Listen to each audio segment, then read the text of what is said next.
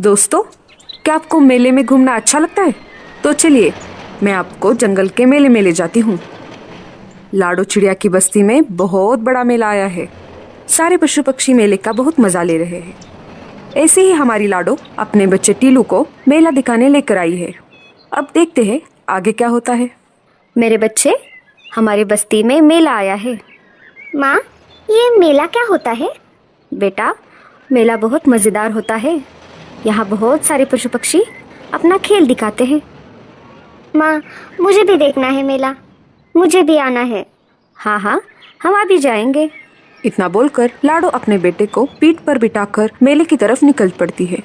कुछ देर मेला घूमने के बाद टीलू की नजर झूले पर पड़ जाती है। माँ, ये क्या है?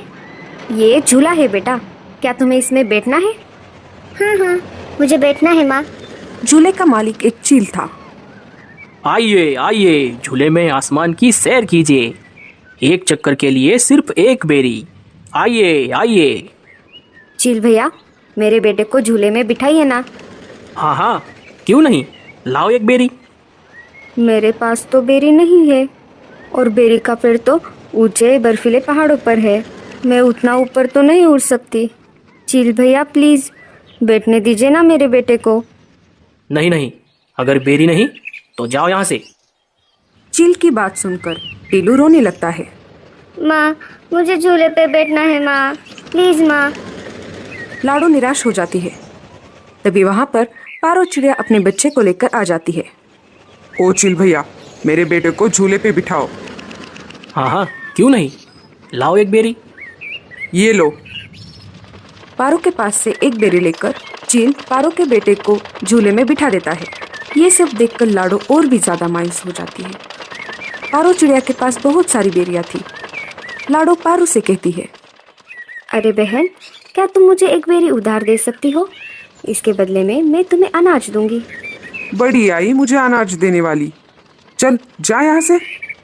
दे दो ना बहन, मेरा टीलू झूले में बैठने की जिद कर रहा है। दे दो ना प्लीज। मैं नहीं दूंगी। मुझे ये बेरिया मेरे दोस्त ईगल ने लाके दी है। अगर तुम्हें अपने बेटी की जिद पूरी करनी है तो उड़कर जाओ पहाड़ों के बर्फीले टीले पर और तोड़ कर लाओ बहुत सारी बेरिया। लाडो नाराज हो जाती है और टीलू को लेकर घर वापस आ जाती है। टीलू का रोना बंद ही नहीं हो रहा था। माँ, मुझे झूले में बैठना है, तुम जाओ ना, बेरी लेकर आओ ना माँ। टीलू, बेरी का पेड़ बहुत ऊपर है, मैं वहां तक नहीं उड़ सकती बेटा, मुझे माफ कर दो। इसके बदले तुम जो चाहो मैं तुम्हें दूंगी। टीलू लाडो की एक नहीं सुनता और ज्यादा रोने लगता है। रोते रोते टीलू वहीं पर सो जाता है। अब मैं क्या करूं, कैसे लाऊं बेरिया? लाडो सोचने लगती है और बर्फीले पहाड़ों पर जाने की ठान लेती है। जब तक टीलू सो रहा है मैं जाकर बेरिया तोड़ लाती हूँ।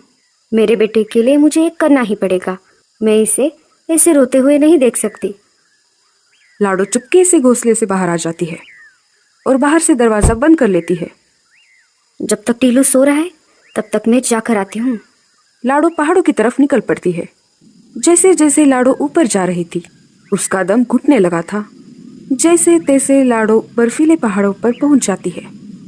लाडो इतना ऊपर उड़कर कभी भी नहीं आई थी, इसीलिए उसका दम अब घुटने लगा था। लाडो की सांसें अब फूलने लगी और लाडो वहीं पर बेहोश होकर नीचे गिर गई। कालू कौवा लाडो से मिलने लाडो के घोंसले के पास आ जाता है और घर का दरवाजा बाहर से बंद देखता है। अरे, ये दरवाजा तो बाहर से बंद दिख रहा है। कालू वापस मुड़ने ही वाला था, तभी उसे टीलू के रोने की आवाज आ गई। माँ, माँ तुम कहाँ हो माँ? माँ तुम कहाँ चली गई माँ? अरे, ये तो टीलू की आवाज लग रही है। मुझे अंदर चलकर देखना होगा। कालू दरवाजा खोलकर अंदर चला जाता है। देखता है तो लाडो अंदर नहीं होती। वो अनाज लेने मेरे साथ आने वाली थी। शाम हो गई, अभी तक नहीं आई, इसलिए मैं चला आया। कालू मामा, पता नहीं माँ कहाँ चली गई।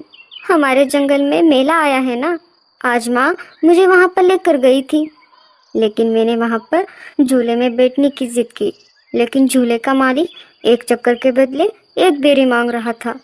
माँ के पास तो बेरी नहीं थी। फिर मैं बहुत रोने लगा। माँ मुझे घर लेकर आई और मैं रोते रोते वहीं पर सो गया। मुझे लगता है माँ मुझसे नाराज़ हो गई। कालू मामा, मेरी माँ को ढूंढ के लेकर आइए ना। मुझे माँ की बहुत याद आ रही है। माँ, माँ कहाँ हो माँ?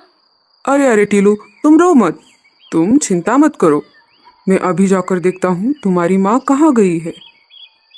कालू कौवा घोंसले से उड़ जाता है और आसपास के पक्षियों से पूछताछ करने लगता है। और वो एक एक करके सारे घर में पूछ रहा था, पर किसी ने भी लाडो को नहीं देखा था। कालू अब बहुत चिंतित हो गया। उसे समझ नहीं आ रहा था कि वो लाडो को कहाँ पर ढूंढे। तभी उसे वहां पर गूंगा मौसी आते हुए दिखाई देती है। तभी कालू कौवा जल्दी से गूंगा मौसी के पास चला जाता है। अरे कालू, तुम इतनी जल्दी में कहाँ पर जा रहे हो? गूंगा मौसी, क्या आपने लाडो को कहीं पर देखा है? वो दोपहर से गायब है। हाँ, मैंने लाडो को बर्फीले पहाड़ों की तरफ जाते हुए देखा था। शायद लाडो बर्फीले पहाड़ों पर गई होगी। वो बहुत जिद्दी है। वो अपने बच्चे की जिद पूरी करने के लिए कुछ भी कर सकती है। शायद लाडो मुसीबत में होगी। मुझे जल्दी से वहां पर जाना होगा।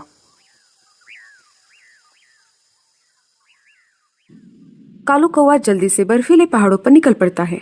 जैसे ही कालू कौवा बर्फीले पहाड़ पर पहुंच जाता है, वो लाडो को आवाज लगाता है, लेकिन लाडो उसे कहीं पर नहीं दिखाई देती। लाडो, लाडो, लाडो। अचानक कालू कौवे को लाडो जमीन पर पड़ी दिखाई देती है। कालू कौवा जल्दी से लाडो के पास चला जाता है। अरे लाडो, उठ जाओ। लाडो, अरे लाडो, अरे बाप रे, ये क्या हो गया? लाडो को इतने ऊपर नहीं आना चाहिए था। शायद दम घुटने की वजह से ये बेहोश हो गई है। मुझे जल्द से जल्द एम्बुलेंस को बुलाना पड़ेगा और लाडो को उल्लू डॉक्टर के पास ले जाना पड़ेगा। कालू कौवा डॉक्टर चाचा के पास चला जाता है। डॉक्टर चाचा, आप जल्दी से एम्बुलेंस का इंतजाम कीजिए। लाडो बर्फीले पहाड़ों पर बेहोश पड़ी है। हाँ हाँ, तुम आगे चलो, मैं एम्बुलेंस लेकर तुम्हारे पीछे आ जाता हूँ। कालू आगे आगे उड़ रहा था और एम्बुलेंस पीछे पीछे आ रही थी। कालू लाडो के पास पहुंच जाता है। डॉक्टर चाचा लाडो की जांच करते हैं। कालू, लाडो चिड़िया तो सिर्फ बेहोश है, इसकी सांसें अभी भी चल रही है। जल्द से जल्द हमें इसे हॉस्पिटल में भर्ती करना होगा। एम्बुलेंस लाडो को लेकर अस्पताल की तरफ निकल पड़ती है। डॉक्टर चाचा लाडो को कुछ दवाई पिला देते हैं। थोड़ी देर बाद लाडो चिड़िया होश में आ जाती है। लाडो, तुम बहुत जिद्दी हो। आखिर तुम तुम्हारे बेटे के लिए कुछ भी कर सकती हो। अरे कालू, माँ तो आखिर माँ होती है। कालू लाडो को लेकर घर वापस आ जाता है। ये सब उस चील की वजह से हुआ है। मैं देखता हूँ वो टीलू को झूले में कैसे नहीं बिठाएगा। टीलू, चलो मेरे साथ। कालू टीलू को लेकर मेले की तरफ निकल पड़ता है। कालू मामा, आप मुझे मेले में क्यों लेकर जा रहे हो? टीलू बेटा, तुम्हारे लिए एक सरप्राइज है। कालू टीलू को लेकर मेले में आ जाता है। चील भैया, मेरे भांजे को झूले में बिठाओ। हाँ हाँ, क्यों नहीं, लाओ एक बेरी। चील कालू से बेरी लेता है और टीलू को झूले में बिठाता है। तब तक लाडो वहाँ पर आ जाती है। टीलू को झूले में बैठता हुआ देखकर लाडो बहुत ज्यादा खुश हो जाती है। लाडो कालू के पास चली जाती है। कालू भैया, ये कैसे हो गया? अरे लाडो, ये कितना आसान था। जब मैंने तुम्हें एम्बुलेंस में बिठाया, वापस आते समय मैंने 4-5 बेरियां तोड़ ली।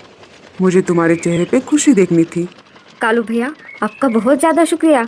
आपने मेरे टीलू बेटे के लिए इतना कुछ किया और मेरी जान भी बचाई। हाँ हाँ, बस कर पगली, अब रुलाएगी क्या? हमें इस कहानी से ये सीख मिलती है कि माँ अपने बच्चों के लिए कुछ भी कर सकती है, तो इसलिए हमें अपनी माँ का ख्याल रखना चाहिए। और माँ तो आखिर माँ ही होती है। और आप अपनी माँ से कितना प्यार करते हैं, हमें कमेंट्स में ज़रूर बताना।